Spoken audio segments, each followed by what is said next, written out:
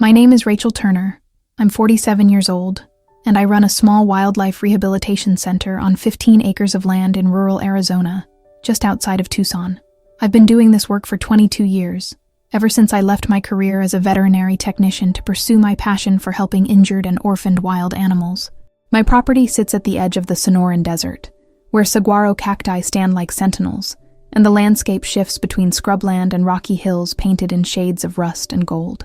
I live alone in a modest ranch house with my 2 dogs, Luna and Scout, both rescues who help me with the work. Behind my house sits a large barn where I keep medical supplies, feeding equipment, and temporary housing for animals in rehabilitation. I've successfully released hundreds of creatures back into the wild over the years: hawks with broken wings, bobcats hit by cars, javelinas orphaned by hunters, desert tortoises with cracked shells. Each release fills me with satisfaction that never gets old. It was late March when I first heard the crying. I'd just finished morning feeding rounds for my current patients: a young barn owl recovering from a leg injury, and 2 cottontail rabbits whose mother had been killed by a dog.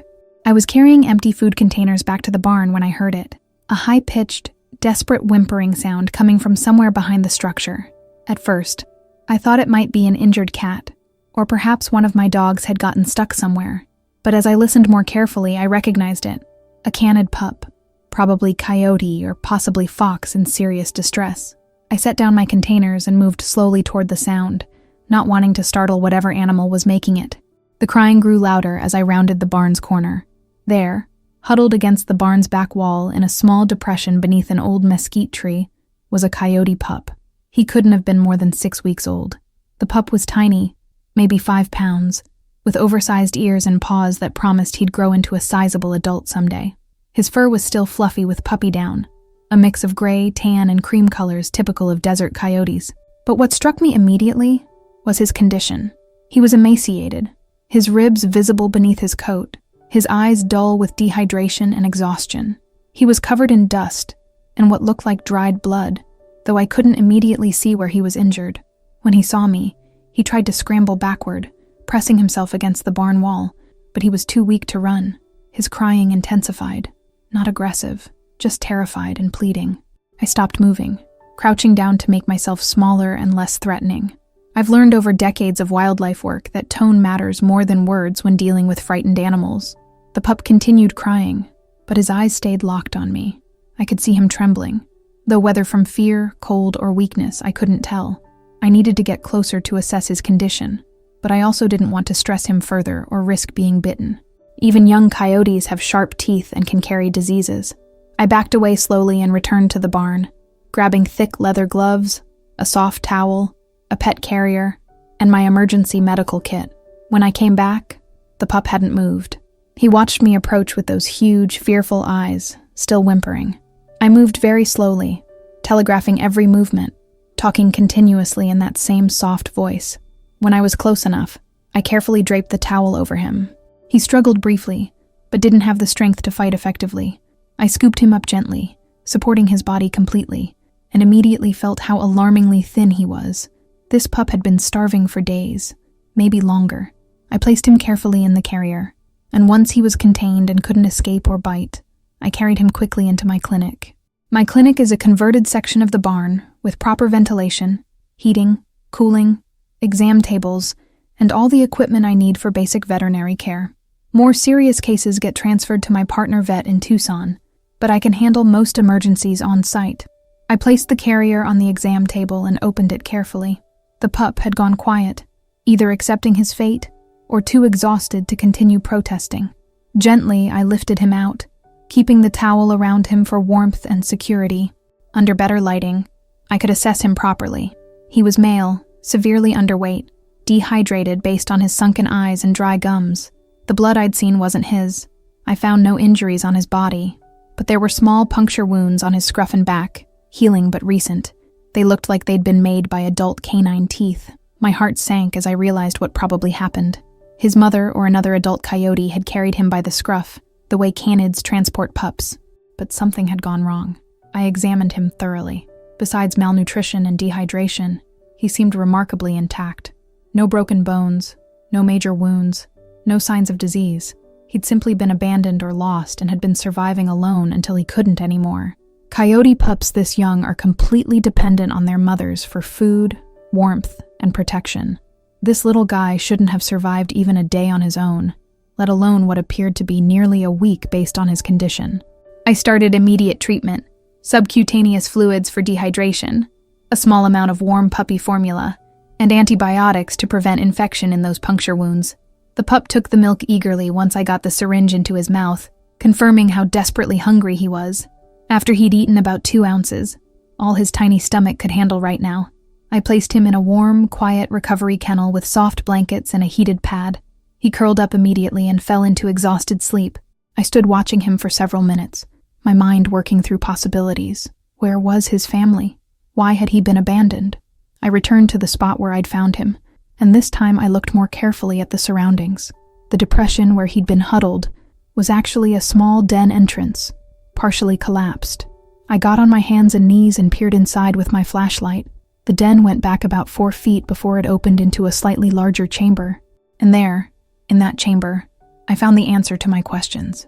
3 small bodies lay motionless, coyote pups, siblings to the one I'd just rescued. They'd been dead for several days. Tears filled my eyes as I understood what had happened. This had been a coyote den, probably dug by the mother under my barn without my knowledge. She'd had a litter of 4 pups. Something had happened to her.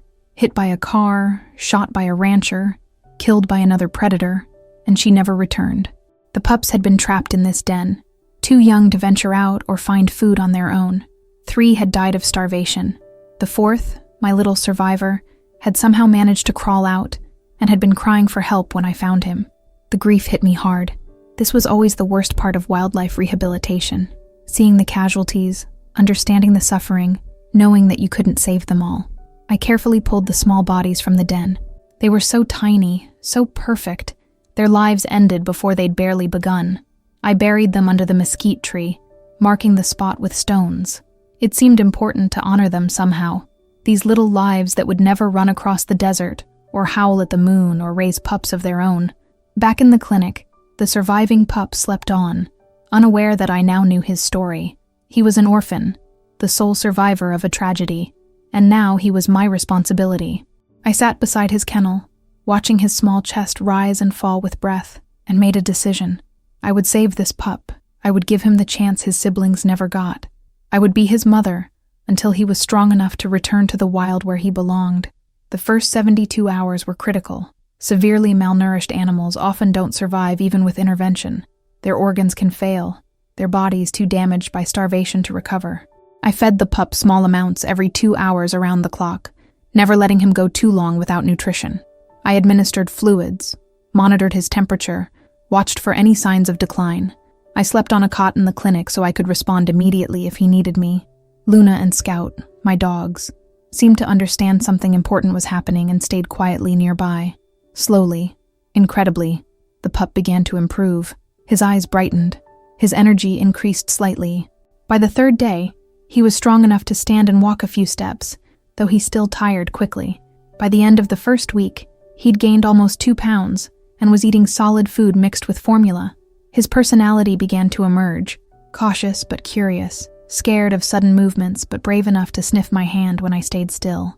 I needed to name him, at least temporarily. I called him Phoenix because he'd risen from the ashes of tragedy, given a second chance at life. Phoenix began to recognize me, to understand that I meant safety and food and warmth. When I approached his kennel, his tail would wag tentatively. When I fed him, he'd make small, happy sounds. He was bonding with me, which was both necessary for his survival and problematic for his eventual release. Wildlife rehabilitators face a constant challenge. You must care for animals enough to keep them alive, but not so much that they become tame and unable to survive in the wild. It's a delicate balance. With Phoenix, I knew I had to be especially careful. Coyotes are highly intelligent and adaptable. They can learn to associate humans with food, which makes them dangerous to people and gets them killed. I needed Phoenix to survive, but I also needed him to remain wild at heart. As he grew stronger, I began implementing protocols designed to prevent over-habituation. I wore a mask when feeding him so he wouldn't recognize my face. I used feeding tools instead of hand feeding. I played recordings of coyote vocalizations so he'd remember the sounds of his own kind. I minimized direct eye contact and physical touch. It was hard because every instinct told me to comfort this orphaned baby. But his future depended on maintaining that wildness. By week 3, Phoenix had transformed. He'd gained weight steadily, and now looked like a healthy pup should. Round belly, bright eyes, thick coat. His energy was boundless. He played with toys I provided, pouncing and shaking them like prey. He practiced stalking behaviors, crouching low and wiggling before leaping. His natural instincts were intact and developing properly. That was encouraging, but I also noticed something concerning. He showed no fear of me anymore. When I entered his enclosure, he'd run up eagerly, tail wagging. That level of comfort with humans could be deadly for a wild coyote. I consulted with other wildlife rehabilitators and my veterinarian partner about the best approach. The consensus was that Phoenix needed socialization with other canids to relearn appropriate coyote behavior. Ideally, that would mean placing him with adult coyotes or other pups, but I didn't have that option. Adult wild coyotes would likely kill an unfamiliar pup, and I had no other orphaned coyotes in my care. The alternative was to use domestic dogs as teachers, which was controversial, but sometimes effective. Luna and Scout, my dogs, were both extremely gentle and had helped me raise orphaned animals before. After careful consideration and under controlled conditions, I began allowing supervised interactions between Phoenix and my dogs. The results were better than I hoped. Luna, a border collie mix, seemed to understand that Phoenix needed guidance. She would play with him gently, teaching him boundaries. When he got too rough, she'd give a warning growl. When he was appropriate, she'd engage enthusiastically. Scout, an older Labrador mix, mostly ignored Phoenix, but tolerated his presence. Through these interactions, Phoenix learned crucial social skills: how to read body language, how to play without crossing into aggression, how to respect larger animals. He also learned that not all creatures were friendly. I introduced him to the barn owl I was rehabilitating, keeping them safely separated. Phoenix's reaction was instinctive, curiosity mixed with caution. The owl hissed, and Phoenix backed away respectfully. Good. He was learning that the world contained both friends and threats. As April turned to May, Phoenix continued to grow. He was now the size of a small terrier, his features beginning to mature from puppy cuteness into the lean, sharp look of an adult coyote. His ears had grown into his head, his muzzle was elongating, his legs were getting longer and more powerful. He was beautiful, truly wild, and perfectly adapted for desert survival. But he was also still young, only about 3 months old. Wild coyote pups stay with their mothers for 6 to 9 months, learning essential survival skills before dispersing. Phoenix still had so much to learn. He'd never hunted real prey, never navigated complex terrain, never encountered the dangers that would threaten him in the wild. Snakes, larger predators, traps, humans with guns. I needed to prepare him for all of that, and time was running short. The longer he stayed with me, the harder release would become. I began a systematic training program. I built a large outdoor enclosure, much bigger than his indoor kennel, filled with natural desert elements, rocks, logs, native plants, areas to dig and hide. I released live insects and later small mice into the enclosure, allowing Phoenix to practice hunting. His instincts were remarkable.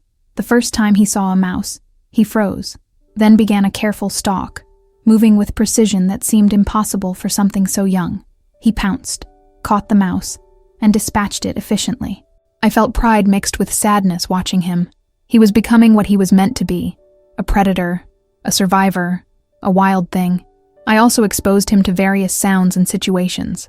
I played recordings of gunshots, vehicle engines, barking dogs, all things he'd encounter in the wild and needed to fear. His reactions were appropriately cautious. When he heard gunshots, he'd run for cover. When he heard dogs barking, he'd flatten himself and watch warily.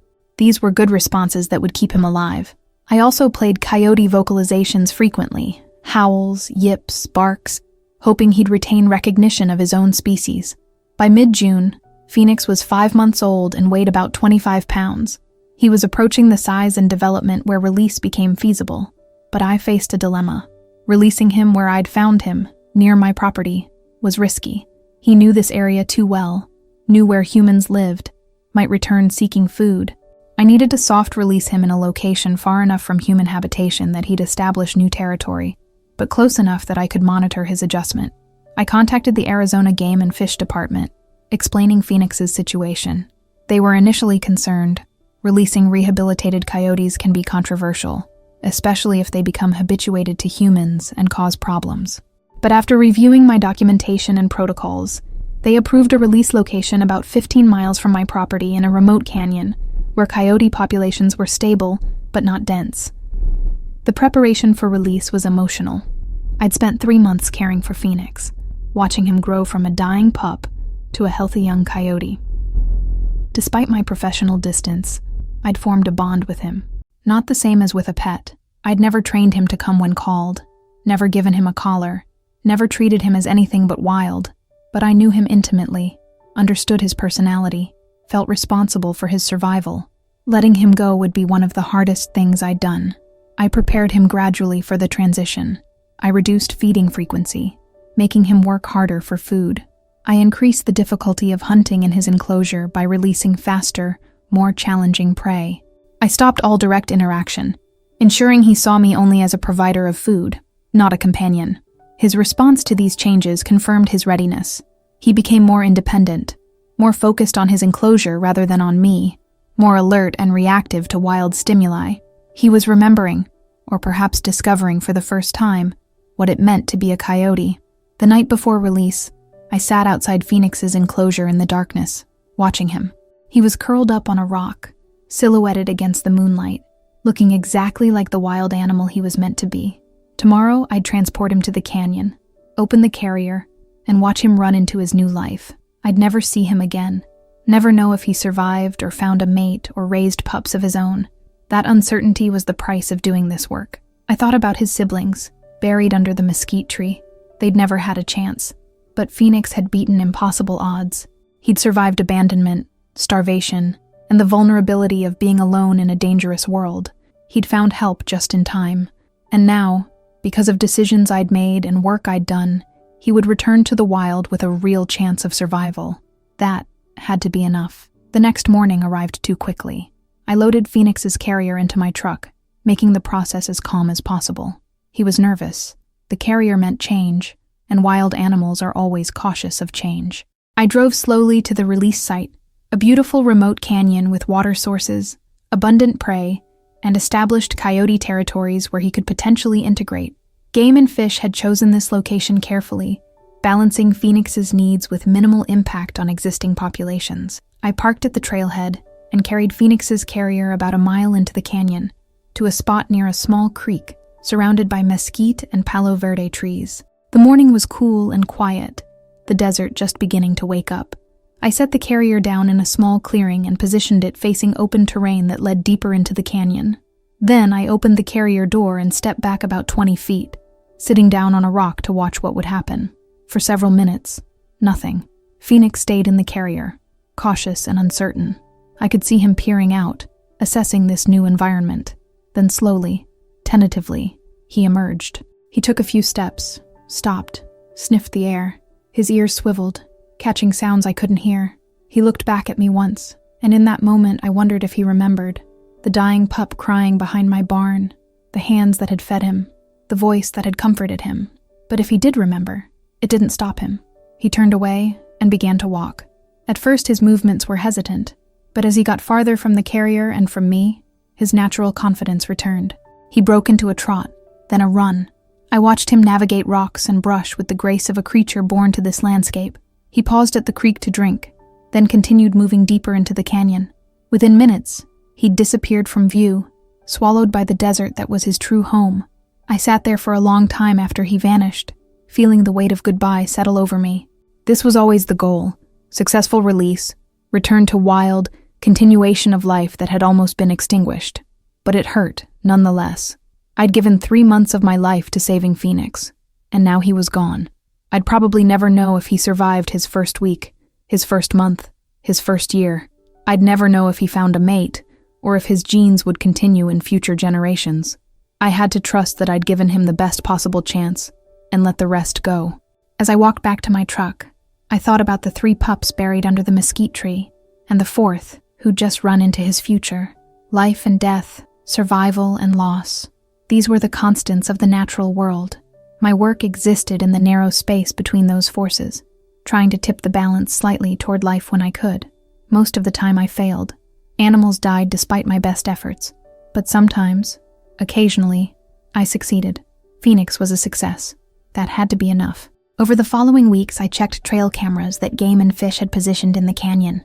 For the first few days, there was no sign of Phoenix, which was simultaneously worrying and encouraging. If he wasn't appearing on cameras near the release site, he was either dead or successfully establishing territory elsewhere.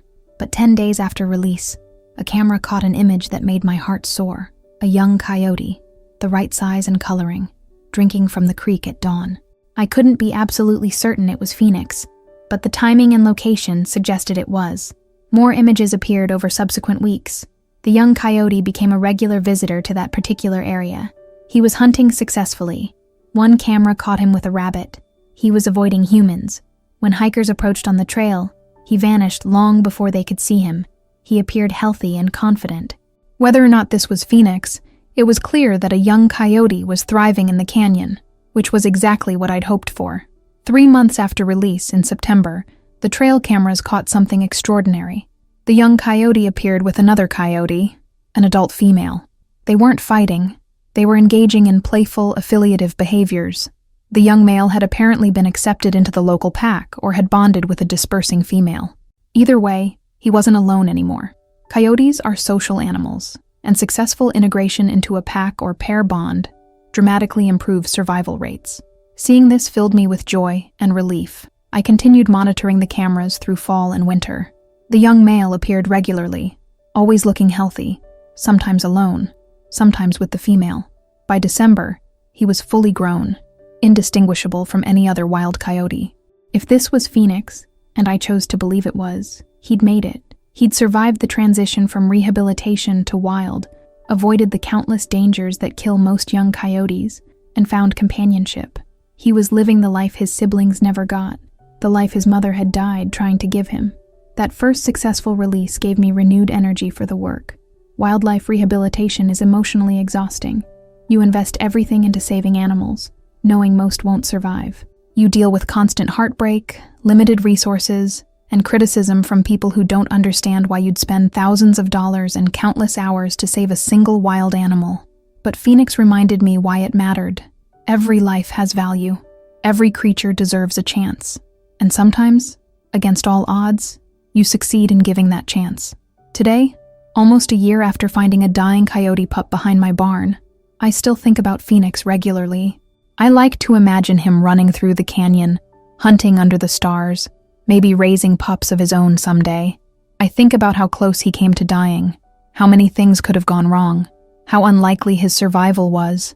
But he made it because he was strong, because he was lucky, and yes, because I intervened at exactly the right moment. Some people criticize wildlife rehabilitation, arguing that interfering with nature is wrong, that we should let natural selection take its course.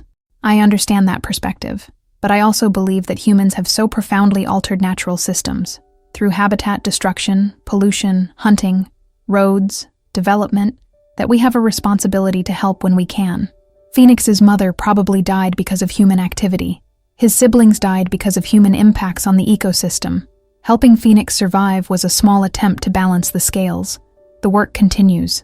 Since Phoenix, I've rehabilitated 2 more orphaned coyote pups, both successfully released. I've also worked with foxes, bobcats, hawks, owls, and countless other species. Each animal has a story. Each survival is a small victory against the overwhelming tide of human-caused wildlife destruction. It's exhausting, and heartbreaking, and occasionally glorious. I wouldn't choose any other life. My property now has a small memorial near the mesquite tree where I buried Phoenix's siblings, a stone marker with the words, "In memory of those we couldn't save, and celebration of those we could." It reminds me that both outcomes are part of this work. We can't save them all, but we can try.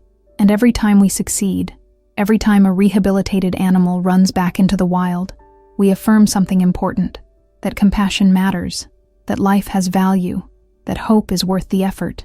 I still hear coyotes singing some nights, their voices rising in the darkness, wild and free and enduring. I always wonder if one of those voices is Phoenix.